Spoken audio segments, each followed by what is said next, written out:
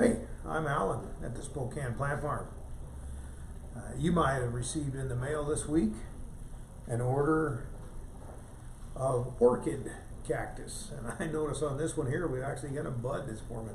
You know, I was just down in the desert near Phoenix this week. It's in the middle of winter. And what a privilege to be able to look at the cactus in their natural environment and so many different varieties.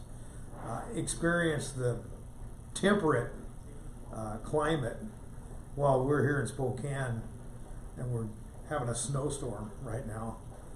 But one of the most sought after cactus because of their beautiful bloom is this orchid cactus.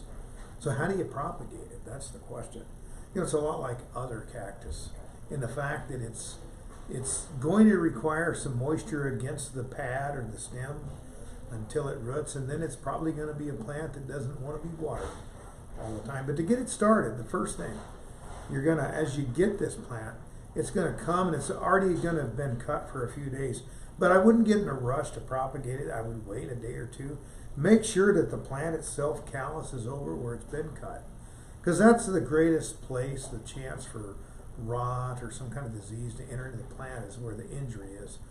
So after it's calloused over though, we'll go ahead and make sure we put a little bit of our rooting powder on it. This is an example of rooting powder. I think it's Rotone or who knows what it is, but there's a lot of different forms out there. This one's easily available for us, and it works very well. We do so many different cuttings here at Creech Greenhouse in the spring. We multiply millions, and almost all of them we use Rotone on. So I highly recommend that you do that when you're propagating. But we'll take our two little cuttings that we've got. I don't think we want a multitude of pots. We're just going to put a multitude of cuttings in one pot, just like that. We've got it well watered already. It's sitting in water, so it's absorbing some moisture. And now, I think to encourage this, and it may well be that you end up opening this up over and over again during our propagation period. But for right now, we're just going to insert it in the Ziploc bag that the order came in. It's going to become our miniature greenhouse. And we'll set this on our windowsill. And what's going to happen as the sun shines on it, of course, we're going to be collecting some humidity, and we're going to be increasing the heat around this, which of course the heat is something that the cactus like.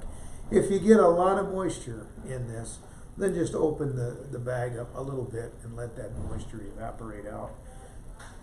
It's going to take 3 to 4 weeks and possibly 5 for this plant to begin to generate some roots and grow. So be patient, but this is well worth it. The blooms are absolutely gorgeous. I'm Alan with the Spokane Plant Farm.